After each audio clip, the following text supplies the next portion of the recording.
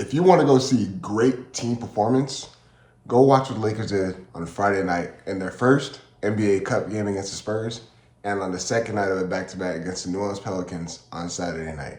Deondre Hawkins here with another Lakers Talk Daily presented by Pechanga Resort Casino. Play your perfect combination at Pechanga Resort Casino, official Native American resort and casino of the Los Angeles Lakers. Skip the traffic, head on over to Pechanga Resort Casino, just off the I-15 in Temecula. Visit pechanga.com or call 888-PECHANGA for reservations and for more information.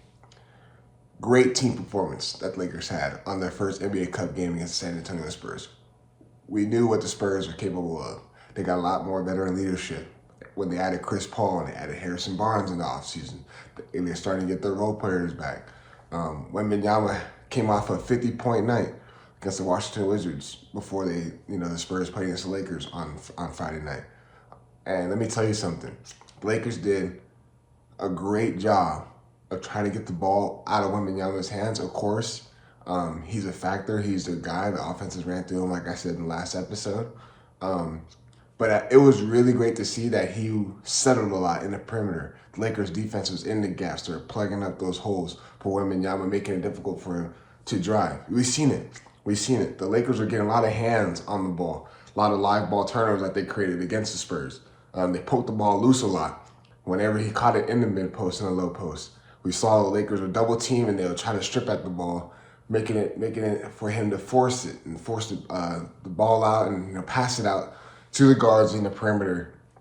And I thought the Lakers did a really good job of making Wemby strictly a perimeter threat. And, it showed. He settled a lot in the three-pointers. Including towards the end of the game, Wembanyama settled a lot for the three. And that was in the Lakers' advantage to keep them out of the paint. The best thing that we saw was the bench production on Friday night. Gabe Vincent finally was reliable, I would say, coming off the bench. He played really great. He played really good defense. He made a couple good shots. He made one three-pointer that I remember that was a great turning point. It was a momentum swing. He hit one in the left wing. And I remember that moment because he came down the other end and he had a great defensive play. He was staying in front of people. He ran great perimeter defense. But let me tell you something. This rookie that the Lakers have, Dalton Knecht, guy out of Tennessee, SEC Player of the Year. JJ Redick is finding something in him. He is finding a way to include him in a lot of these rotations. We're seeing his minutes production go up. This guy is an excellent shooter. This is what the Lakers were missing. A guy who was a great catch and shoot, but can also create his own jump shot. He shot the ball really well against the Spurs. Really well. He was getting out in transition. He did not hesitate at all when he caught the ball. As soon as he caught that ball, you knew it was going up. And honestly, we can make that argument that as soon as the ball went up, you can guarantee that it was going in the way he was shooting that night. Max Christie, we knew that Rui was out with illness, and that was a game for him to step up. And the great thing and the best thing I saw when the Lakers did that, moving him out of the rotation, moving him back in the rotation when Rui went out with that illness, is next man up. And he had that mindset. He had the mentality. He understood that he wasn't struggling. He was struggling. He wasn't having that great bench production. And he came in next man up mentality. He flushed all those bad games that he had, and he came in this game, and he was going out there playing hard on defense, rebounding the ball well. He made a couple of tough layups, getting to the rim in transition. He made a couple pull-up jumpers. That's the Max Christie that the Lakers needed. That's the one. That's the Max Christie the Lakers were missing early on this season. And he's slowly finding his way in the lineup, in the rotation again. He's slowly finding his rhythm. And I know it's going to take time. The Lakers are only 13 games in now. But it was great to see the bench production. And when you have great bench production, when there's no drop-off, you can see how the Lakers look on a complete game. And that was a complete game Lakers played on Friday night. And it was great to see. It was all-around great team performance. LeBron James is doing it again. He had another triple-double. Anthony Davis is continuing to have an MVP performance. But it was great to see what Dalton Knecht has been doing. And I don't know. Maybe JJ Redick might make a rotation switch again. He might tweak the lineup again. and keep him in the starting lineup, because when he's been in the starting lineup, the scoring it's been like this, man. It has been an uphill climb, and I love to see the bench finally stepped up. They played both ends of the floor. From start to finish, that whole game. Yes, the Spurs got out there in that first quarter. They jumped on them right ahead. JJ Redick, you saw him call a timeout. Okay, settle down. I know we traveled. I know the Spurs they're hungry. It's their first NBA Cup game. You know you're gonna have every team's best performance, knowing you guys are the defending champs. Hey, relax. Let's get our offense. We need more ball movement. We need more player movement. When we do those things, when we run our offense, with attention to detail, the way we should be. And JJ Redick vividly made this comment. He said, when we run our offense to perfection, attention to detail, when we're on both ends of the floor, when we're having ball movement, we're having player movement, we're running offense to excellence, there's no team that can beat you guys. And I believe that we can compete with any team. And it is shown when the Lakers run their offense all the way through, when they get out there and run in transition, when they get defensive stops. It was great to see it. It was a really good performance.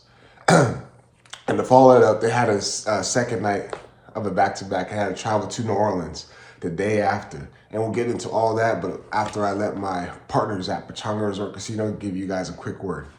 At Pechanga Resort Casino, you can rock and roll, sip and slide, twist and shout. Play your perfect combination at Pechanga Resort Casino, official Indian gaming sponsor of the Lakers. So I mentioned that after the Lakers had a great team win on Friday against the San Antonio Spurs, they traveled on the road on the second night of the back-to-back against the New Orleans Pelicans. And a Pelicans team, we all know, no Zion Williamson, no CJ McCollum, no Jose Alvarado. They're missing a couple of their guys, all right? The biggest thing for the Lakers is when teams are banged up, they have a certain drop-off. They have a bad drop-off, and they kind of get comfortable. They relax. They don't play as hard when knowing that when a team has their full lineup and the team is ready to go. That did not happen, especially on a back-to-back. Knowing how tough back-to-backs are, knowing you have to travel, they didn't have a day in between. I thought there would be a little drop-off going into this game, knowing that the Pelicans are missing their guys, knowing how hard they play when their guys are not on the floor. They're relatively a well-coached team by Willie Green, and they're going to play hard for him every single night. But again, Dalton Knecht came out there. He was scoring. Lakers got good bench production once again. And yes, that game was a game of runs. We saw the Pelicans close in. They were chipping away throughout that whole game. Fourth quarter came down, and the fourth quarter, the best thing that we saw in that game was execution, late game execution. The Lakers have been doing a great job when it's a close game, when the lead is in that 4-6 margin late in the fourth quarter. We've seen the Lakers do a good job of closing teams out, and they have done so. And that was a great sign to see. And honestly, this is a step up and trending in the right direction from getting strong team performance from the starting five and then from the bench production. Max Christie's minutes have been going up. We've seen that Deondre Russell is still in the mix. Gabe Vincent's still in the mix. I'm curious to see what JJ Redick's going to do going forward, especially leading up to this game tomorrow against the Utah Jazz. Do you keep Dalton Knecht in the starting lineup? Do you move him back to the bench because his production, his scoring has been doing wonders for this Lakers team right now. One thing I must say Dalton Knecht needs to work on is being able to keep a guy in front, being able to take a stand on defense. Have pride on that side of the ball too, on that side of the end too, because we get it. You can be a very valuable scorer, but if your offense isn't going, we got to be able to utilize you and count on you on the defensive end too. But Lakers, great team wins all around, great team performance. On Friday, took care of business. On Saturday, took care of business. The Lakers are 9-4. They are 9-4. They're sitting atop in the Western Conference right now, and it's a beautiful sign to see. We see the job that JJ Redick is doing. I talked about that early on this season, but now it's keep trending toward the right direction. You got Utah coming in, second game of the NBA Cup for the Lakers. Keep trending toward the right direction. No drop off. We know basketball. You know it's a marathon, not a sprint. You know there's going to be teams that are going to have a good night. They're going to come out there and play hard. They're going to come out there and shoot the ball well. But how are the Lakers going to respond? And right now, especially traveling on the road, knowing they had their struggles on the road trip. The Lakers responded really well in that 2-game road trip, especially on a back-to-back. That was great to see.